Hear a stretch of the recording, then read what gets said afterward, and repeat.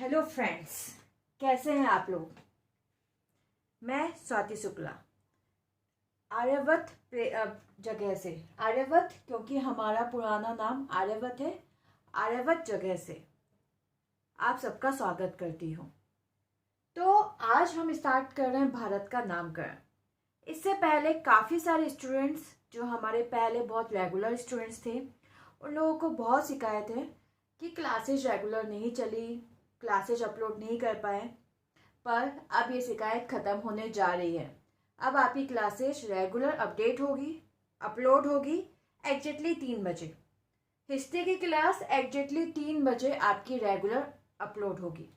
तो ये शिकायत अब आपकी ख़त्म हो जाएगी, ठीक है।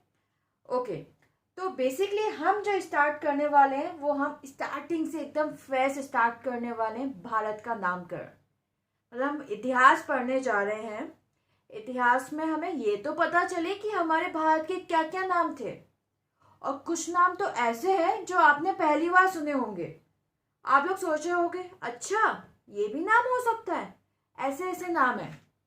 तो इन सारे नामों के बारे में हम आज जानेंगे और हम समझेंगे कि किस किस ने इन नामों को रखा था।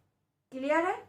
ओके, तो इसे स्टार्ट करने से पहले जो भी अगर पीडीएफ चाहते हैं, पीपीटी चाहते हैं, वो व्हाट्सअप कर सकते हैं। नंबर है 7400501501। तो 7400501501 पे आप व्हाट्सअप कर सकते हो इसके रिगार्डिंग जो भी पीपीटी जिसको भी चाहिए। एक सेकंड, मैं आपको नंबर लिख देती हूँ तो आपको आराम हो जाएगा। 7400501501। क्लियर है? ओके, तो ये है हमारा भारत जिसके इतने सारे नाम हैं। जम्बूद्वीप, नाम्बीवर्स, अर्गोना, भारत, हिंदुस्तान, मेलुहा, इतने सारे नाम थे जो भारतवर्ष के थे। जी हाँ, हमारे भारतवर्ष के। इंडिया, अभी तो हम यहाँ बोल रहे हैं कि इंडिया नाम है, भारत नाम है, हिंदुस्तान नाम है। हम इसी में कंफ्यूज हैं। जब आप ये पढ़ोगे तो और कंफ्यूजन हो जाएगा कि क्या क्या नाम है। एनीवे, तो ये हम जो स्टार्ट कर रहे हैं वो सभी एग्जाम्स में आएगा, आ सकता है ऑब्जेक्टिव और मेंस बेसिस पे। आप इसे मेंस बेसिस पे भी लिख सकते हो। कैसे?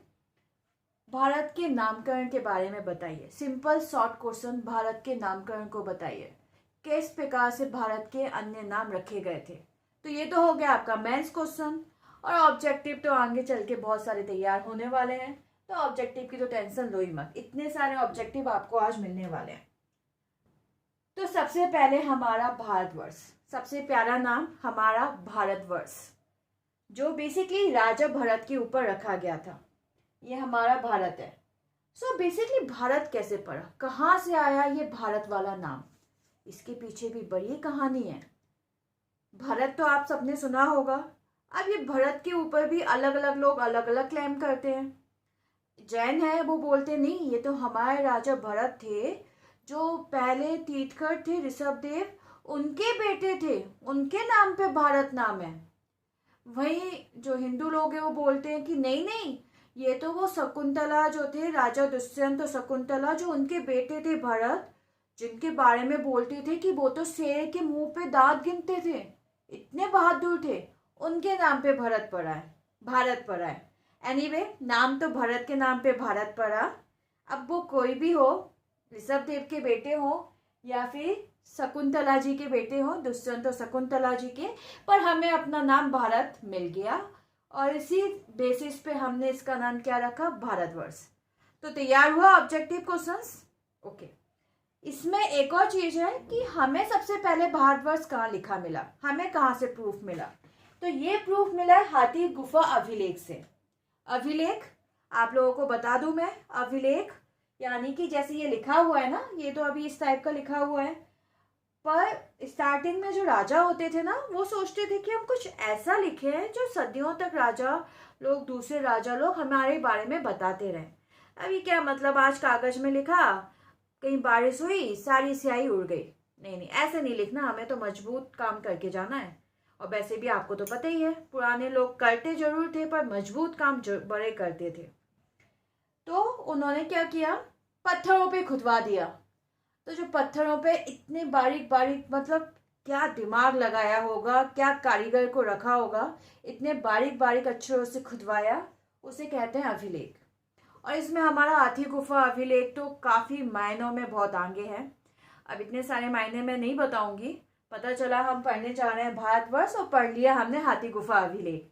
तो नहीं नहीं, हम पढ़ेंगे भारतवर्ष के बारे में।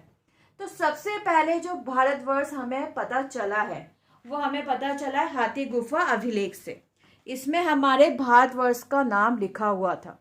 हाथी गुफा अभिलेख में सबसे पहले भारतवर्ष का नाम लिखा था। तो ये तो स्टोरी हुई आपके भारतवर्ष की। ये वाला मैप नहीं है, ये तो मैंने अभी के लिए आप लोगों को एक प्राउड फील कराने के लिए बताया है कि ये हमारा भारत है और इसके पीछे क्या नामकरण रखा गया है। पर उससे पहले जो भारत के बारे में बताया जाता है वो बहुत ही बड़ा था। मैं मैप बताऊंगी, कुछ मैप तो ऐसे हैं जो आपको आज तक देखे ही नहीं होंगे भारत के में। आप सोचोगे कि ये मैप कहाँ से है। ओके, तो ये क्लियर हुई कहानी भारतवर्ष की। नेक्स्ट है मेलुहा। मेलुहा बेसिकली एक और नाम था हमारा, शायद आपने कईयों ने तो सुना भी नहीं होगा। तो ये क्या था कि जो मेसोपोटामिया है, मेसोपोटामिया पुरानी सभ्यता है, तो वहां तो लिखित में लिखा हुआ है और हम पढ़ने में भी सक्षम हो गए। इंडस वैली तो हम इतने दिमाग लगा लिए, कौन कौन सी स्क्रिप्ट पढ़ ली। अभी गौड़ राजा ने बोला, गौड़ राजा ने, गौड़ वंश के एक मुखिया ने बोला है कि आप इतने सारे एफर्ट लगा रहे हो, एक बार हमारी स्क्रिप्ट लेके देख लो गौड़ वंश की। ये जो गौड़ जनजाति पाई जाती है ना, मध्य प्रदेश में भी पाई जाती है, एक बार हमारी स्क्रिप्ट लेके देखो। डैम श्योर जो इंडस थे ना वो हमारे पूर्वज थे और हमारी स्क्रिप्ट फिट होगी। अभी तो किया था 5-6 महीने क्लेम। तो ये तो हम इंडस वैली तो हम जान नहीं पाए ज़्यादा, पर हम दूसरी सभ्यता जरूर जान गए, जिनमें से आपकी एक मेसोपोटामिया वाली सभ्यता है। तो ये जो मेसोपोटामिया वाली सभ्यता है, सो इसमें क्या बताया गया है कि आपके भारत था, जो इंडस वैली वाला हिस्सा था, वही वाला जो पाकिस्तान वाला हिस्सा, मोहनजोदारो हड़प्पा वाला हिस्सा, उसे इन्होंने मेलुहा बोला है। इन्होंने इंडस वेडनस तो हमने नाम दिया का, तब कहाँ उसमें इंडस नाम था। ये तो हमारे लोगों ने खुदाई की, मिला शहर पहला सिंधु घाटी के आसपास मिला तो सिंधु घाटी, हड़प्पा मिला तो हड़प्पा। पर एग्जैक्टली उन्होंने बोला कि नहीं, ये मतलब उन्होंने उसमें लिखा हुआ है बीसी, बहुत बीसी पूर्व, कि उसका नाम क्या था, मेलुहा। उनके अभिलेख में मेलुहा बताया गया है। क्लियर हुआ? तो ये दूसरा नाम हो गया। बड़ी रोचक कहानी। इंडिया कहाँ से आया? तो इंडिया किताब, इंडिया जो बताया है वो हमारे महान फादर ऑफ हिस्ट्री हेरोडोटस, जो हमारे इतिहास के पितामह हैं, जो आप सब हम इतिहास पढ़ रहे हैं वो सब इन्हीं की कृपा की वजह से पढ़ रहे हैं। तो इन्होंने भारत के बारे में अच्छा खासा लिखा, यूनानी थे, अच्छा खासा लिखा और उसे इन्होंने नाम दिया इंडिया। तो इंडिया नाम देने वाले का क्रेडिट जाता है हमारे हेरोडोटस को, फादर ऑफ द हिस्ट्री। और फिर जो मैगस्थनीज आए थे जिनकी किताब थी इंडिका, उन्होंने भी इंडिया के नाम से ही लिखा, तभी तो किताब का नाम लिखा इंडिका। इंडिका उनकी किताब है ना, इंडिका, इंडिया, इंडिया, इंडिका। तो ये इन्होंने किताब का नाम लिखा। तो हेरोडोटस और मैगस्थनीज, ये दोनों को क्रेडिट जाता है हमारे देश का नाम इंडिया करने पर। और अभी अपील जा रही है कि इंडिया हटाओ, इंडिया नाम है ही नहीं, भारत का नाम तो भारत ही है, हिंदुस्तान भी है, पर इंडिया तो है ही नहीं, इंडिया तो अंग्रेजों ने दिया। अब उन्हें कोई बताए कि अंग्रेज तो आए थे बहुत बाद में, इंडिया नाम तो इन्होंने ही पहले रख दिया था, इंडिया का नाम देखो तो सही। क्या बोलोगे आप? ठीक है, एनीवे हमें तो समझ में आ गया, हमें हेरोडोटस जिन्होंने हमारे इंडिया का नामकरण करके चले गए। नाउ जम्बू द्वीप। अब ये मैप देखा है, बताओ आप लोगों ने? ये जो पुराना हिस्सा है ना, ये जो जिसमें आपका यूरोप भी आता है, रसिया भी आता है, ये पहले हमारे भारत से बहुत ज्यादा कनेक्टेड था। देखो कैलाश नाम लिखा हुआ है, ये हमारा हिंदी का मैप है। समुद्र के नाम अंटार्कटिका वगैरह नहीं है, पूर्वावर, दक्षिण महासागर, इस टाइप से नाम लिखे थे। ये अपना मैप था, इसमें ये हमारा भारत। अलकनंदा नदी, गंगा नाम नहीं दिया गया था, अलकनंदा नदी का नाम दिया गया था। गांधार वगैरह हमारे इन सबसे कनेक्शन थे पुराने जमाने में। हमारे रसिया वगैरह थे, देखो उसका नाम क्या है, देवकूट, उत्तराकुरब, संगी, भद्रा, ये सब तो हिंदू नाम है। तो हमारे भारत के पहले अच्छे कनेक्शन रहे हैं। अब ये अलग बात है कि हमारे जो इतिहासकार थे प्राचीन भारत के, उन्हें सिस्मेटिक लिखने की आदत नहीं थी। जिस राजा के थे उसी राजा के बारे में लिख दिया, जबकि मध्यकालीन के इतिहासकार ने एक एक बकायदा अरेंज करके लिखा है। राजा ने ये किया, राजा का जन्म यहाँ हुआ, राजा यहाँ खेला, यहाँ पर पढ़ा, यहाँ स्कूल गया। तो उनकी सिस्मेटिक स्टोरी बड़ी समझ में आ जाती है, और हमारी तो ऐसे गोल गोल चक्कर खाती है कि हमें समझ भी नहीं आता एंशिएंट में कहाँ है क्या है। एनीवे, हमारे यहाँ पर जम्बू द्वीप, जम्बू एक पेड़ होता है, तो वो खूब पाए जाते थे। खजूर का पेड़, खजूर बाग जम्बू इस टाइप का पेड़ था, खूब पाए जाते थे। तो अशोक ने तो इसका नामकरण ही जम्बू द्वीप कर दिया। जी हाँ, अशोक के अभिलेख है ना, उसमें इसका नामकरण भारत भारत कुछ नहीं है, ना भारत, ना मेलुआ, ना कुछ।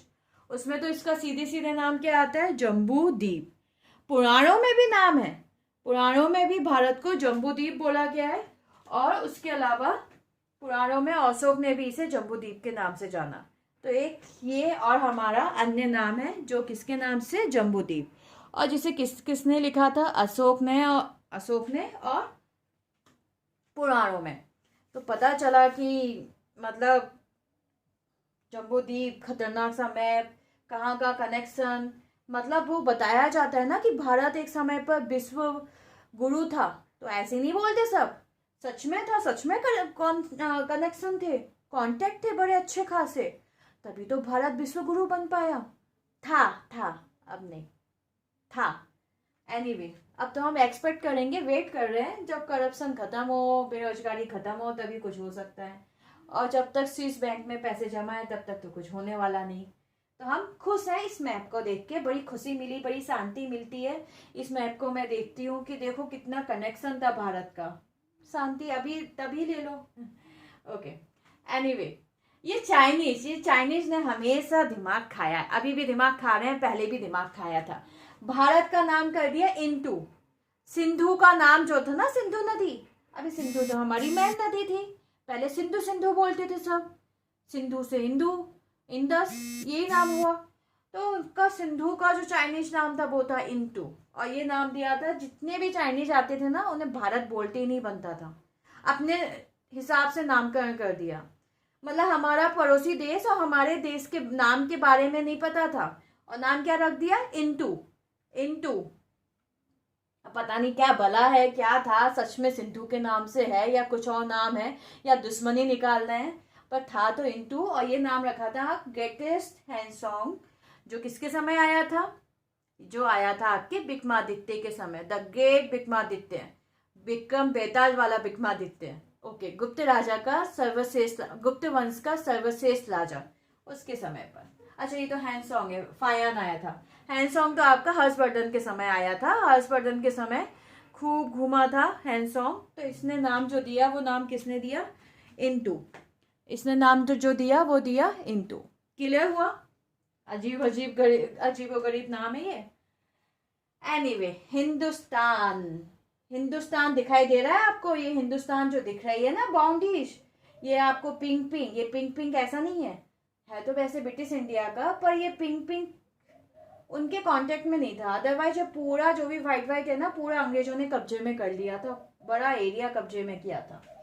एनीवे, तो हिंदुस्तान भी जो पता चला है वो पार्सियन से, जो पार्सियन राजा थे, पारसी यानी ईरान के राजा थे, शाहपुर प्रथम, उन्होंने नक्शा बनाया था जिसका नाम था नक्शे रुस्तम।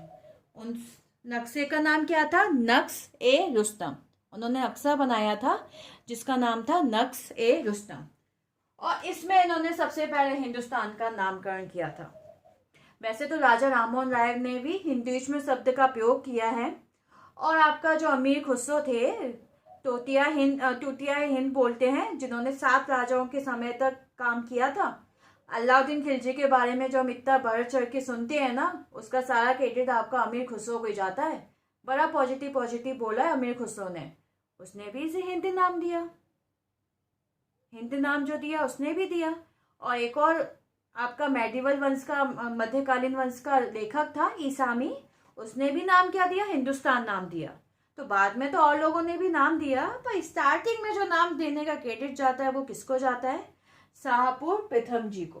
तो ये शाहपुर प्रथम जी थे जो नामकरण करके गए थे अपने नक्शे में, जिसका नाम क्या था? नक्शे का नाम नक्शे रुस्तम, और बेसिकली नक्शे रुस्तम, और उसमें नाम क्या दिया गया था? हिंदुस्तान। और जब हमारे इतने सारे आंदोलन चले थे, फ्रीडम मूवमेंट्स चले थे, तो लोग फिर बोलते थे हिंदुस्तान की कसम हिंदुस्तान, तो फिर तो हिंदुस्तान ही हिंदुस्तान हो गया। ओके, एनीवे, सप्त सेंधा प्रदेश। अब आपको ये दिख रहा है, ये मैप दिख रहा है इतना बड़ा, आप सभी को ये मैप दिख रहा होगा नीचे तक। ये था पुराना भारतवर्ष। इतने सारे जगह पे हमारी कॉलोनीज थी, जैसे अंग्रेजों ने कॉलोनी बनाई थी ना, कॉलोनी यानी उपनिवेश, ऐसे ही भारत ने भी कॉलोनी बनाई थी। तभी तो कंबोडिया में आपको अंगोर वाट का मंदिर दिखाई देता है। थाईलैंड में चले जाओ आप, थाईलैंड में आपको जो समुद्र मंथन हुए थे उसकी पिक्चर, गणेश भगवान के, आप थाईलैंड छोड़ो, आप कंबोडिया, इंडोनेशिया, यहाँ सब, इवन चाइना वगैरह में भी तो हमारा वर्चस्व था, तभी तो बौद्ध धर्म वहाँ पे आ गया। चाइना की जो बौद्ध धर्म कैसे आया? ऐसे ही तो आया। तो एक समय पर तो भारत की कॉलोनीज थी। अब इसके बहुत ज़्यादा साक्ष्य तो नहीं मिले, पर मंदिरों से तो दिखाई देता है। इतनी सारी जगह मंदिर, जो हिंदू धर्म के मंदिर है वो कहाँ से पहुँच गए? तभी तो पहुँच गए, राजा लोग थे, कॉलोनीज वगैरह कॉलोनीज बनाई, एस्टेब्लिश की, और मंदिर पहुँच गए। तो ये था आपका आर्यों का प्रदेश। इसे सप्त सेंधा प्रदेश या आर्यावत, सप्त सेंधा प्रदेश, या इसे क्या बोला जाता है? आर्यावत। वैसे तो सप्त सेंधा प्रदेश इसलिए बोला जाता है क्योंकि जो भारत का ये वाला हिस्सा था ना आपका, जिसमें 7 मुख्य नदियां थी, सिंधु और उसकी सहायक नदियां, तो वो बड़ा हरा भरा, बड़ा अच्छा सा था। अब 7 नदियां बहेंगी तो मैदानी इलाका तो बड़ा अच्छा होगा। तो उसमें आपके आर्य रुके थे, और आर्य बताए जाते हैं कि बेचारे आए थे बड़ी खतरनाक जगह से, जहाँ खाने के लाले पड़े थे। तभी तो कोई एक इंसान यहाँ से वहाँ घूमता है। घुमंतु कौन होते हैं? जिन्हें अपनी जगह सेटल जो नहीं होते, जो खाने पीने के लाले होते, तभी तो जाते हैं। तो आर्य वहाँ से आए थे, और इन्हें यहाँ पर दिखाई दी इतनी बड़ी बड़ी नदियाँ, इतनी उपजाऊ जमीन, तो उन्होंने इसका नाम दिया सप्त सेंधा प्रदेश, 7 सिंधुओं की सहायक नदियों का प्रदेश। इसका नाम हो गया आपका सप्त सेंधा प्रदेश। तो ये था हमारा किसके बारे में? आर्य भारत के बारे में एक अन्य नाम जो हमने जाना। तो ये थे आपके सारे नामकरण। होप सो आपको समझ में आए होंगे, मतलब सारे नामकरण समझ में आए होंगे। बहुत ही आसान है, एक बार क्विक रिवीजन कर सकते हैं। क्विक रिवीजन भारतवर्ष से शुरू करते हैं। भारतवर्ष किस किसने रखा था?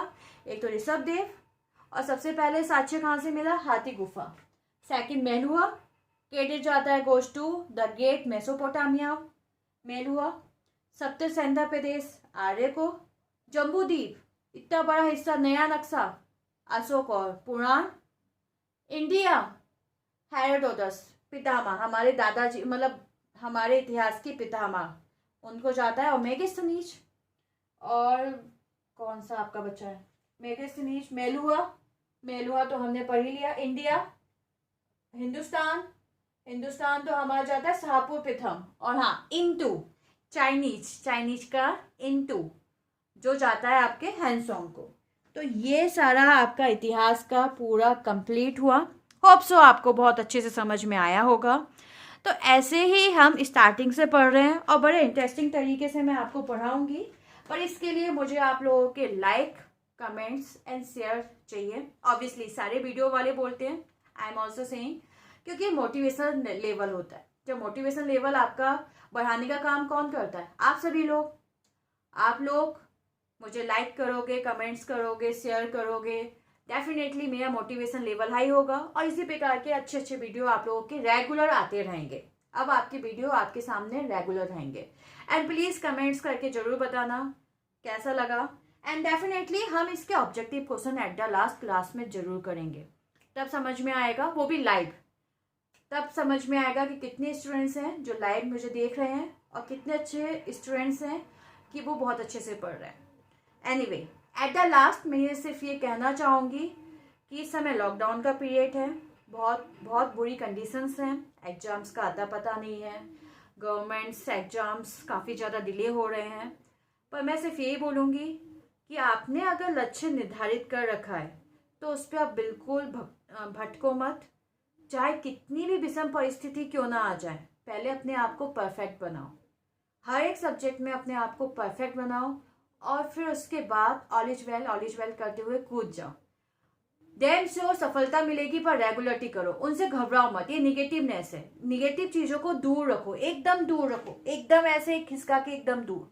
सिर्फ पॉजिटिव सोचो और लगातार ये सोचो कि मुझे एग्जाम निकालना है, तो हमारे बिहेवियर में भी ऐसे ही हो जाता है। तो अपने को निगेटिव थॉट से एकदम दूर रखो, पॉजिटिव सोचो, और हमेशा ये सोचो कि मुझे नंबर 1 बनना है, एनी हाउ नंबर 1 बनना है। एंड इसके अलावा अगर किसी को कोई भी डाउट होता है, डिप्रेशन कुछ भी होता है, एनीथिंग, आप लोग व्हाट्सएप कर सकते हैं ऑन दिस नंबर। मैंने आपको पहले ही बताया था, माय नंबर इज 7400501501। बहुत इजी नंबर रखा है, 2 सेकंड में याद हो गया होगा। तो इस पे आप व्हाट्सएप कर दीजिए, कोई भी इशू है, कुछ भी है ऐसा, वी आर हियर, मैं हूं ना। कालका IAS John is always there, आप सभी के लिए है। बस आप लोगों के सपोर्ट, आप लोगों के प्यार की बहुत ज़्यादा ज़रूरत है।